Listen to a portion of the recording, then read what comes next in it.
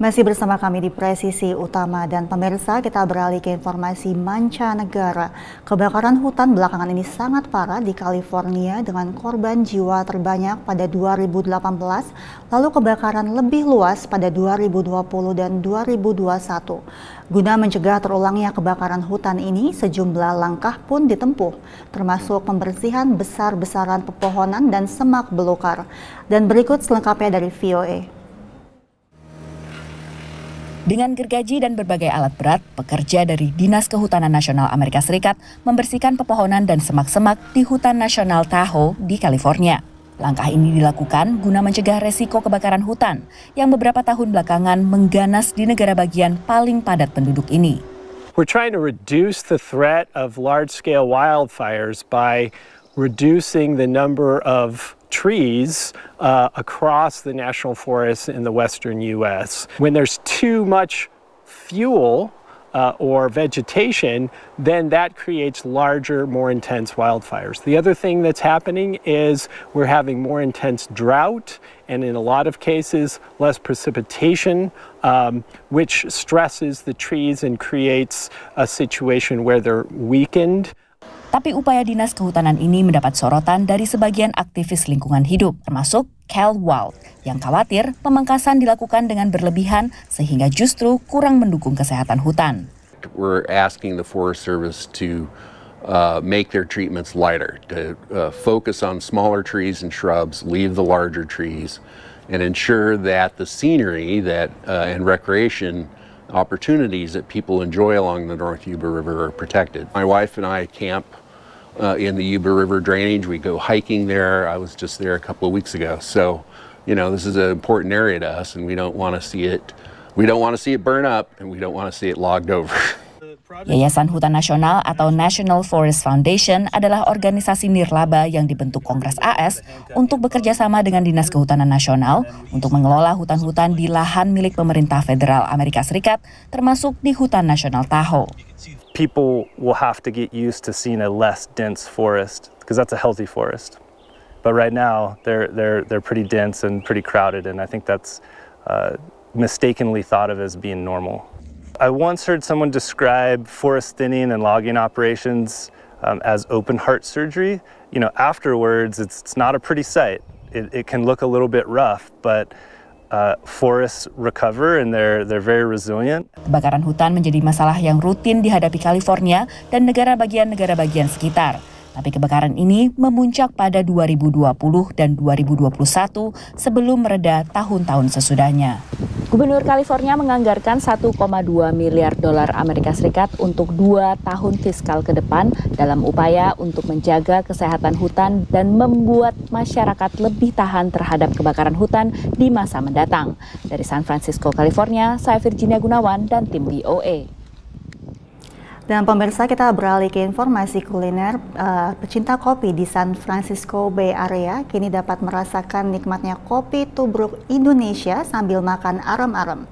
Kedai Kopiku menyajikan kopi dari petani Indonesia dengan pemanis gula aren dan pandan, serta memperkenalkan Indonesia kepada warga Amerika Serikat setempat.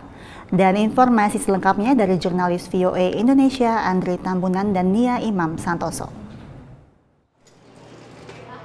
Pada awal pertama kali kita buka coffee shop ini, hari pertama kita cuman menghasilkan $100 hari itu. Kita berempat menangis bersama dan bertanya-tanya apakah ada harapan ya ke depannya. Ternyata pecinta kopi di San Francisco Bay Area menanggapi positif kehadiran Kopiku, kedai kopi yang menyajikan kopi Indonesia. Menurut Amanda Cinitra, salah satu pemiliknya, kini mereka dapat meraup penjualan $600 hingga $700 per hari, bahkan lebih besar di akhir pekan. Kita menyuguhkan single origin kopi dari Indonesia. Jadi karena saya sadar ya ketika saya berkecimpung di dunia kopi di Amerika, ketika saya berbicara dengan orang-orang di sini, mereka selalu punya persepsi kopi Indonesia itu robusta. Kopi Indonesia itu kurang enak. Kopi yang murah, yang curah, yang dipakai oleh brand-brand yang memakai banyak sirup di kopinya. Membidik pangsa pasar pecinta kopi sejati yang mencari kopi spesial, Kopiku juga ingin mempromosikan Indonesia. Memakai biji kopi Beaneka, perusahaan pemanggangan kopi yang mereka dirikan sebelumnya, Kopiku hanya memakai kopi yang dibeli langsung dari petani di Indonesia. Jadi selain kopi, saya juga dan partner kita bertujuan untuk promosi budaya Indonesia, kuliner Indonesia, tempat-tempat travel di Indonesia. Jadi itu juga untuk mengangkat nama Indonesia secara keseluruhan melalui kopi. Kedai kopi yang terletak di pusat kota San Francisco ini juga menyajikan camilan khas Indonesia seperti arem-arem dan kopi tubruk. Jadi kita mau promosi gitu. This is cara orang Indonesia minum kopi.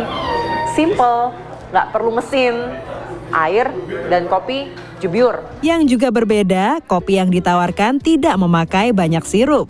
Mereka hanya memakai sirup gula aren dan pandan yang dibuat sendiri. Stephanie Lil, warga Amerika yang baru pertama mencoba kopi pandan, dibuat terkejut dengan rasanya. It's got that roasty, melty flavor that you want in a coffee.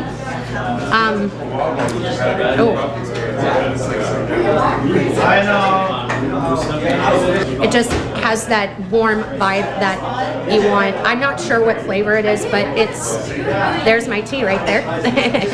And it just has a warm feeling. It's good stuff. Kopi khas Indonesia lainnya adalah avocado coffee yang khusus dicari Feni Hartono di kedai kopi ini. I'm so proud as Indonesian. Bangga banget karena orang Amerika itu suka sekali minum kopi, dan kopi Indonesia sangat terkenal juga ya. Diakui Amanda, setiap hari selalu ada pelanggan yang memberikan apresiasi sehingga ia yakin kopi Indonesia akan semakin dikenal di Amerika. Dari San Francisco, Dania Iman, Andri Tambunan, Nia Iman Santoso, VOA. Tetaplah bersama kami pemirsa, Presisi Utama akan segera kembali.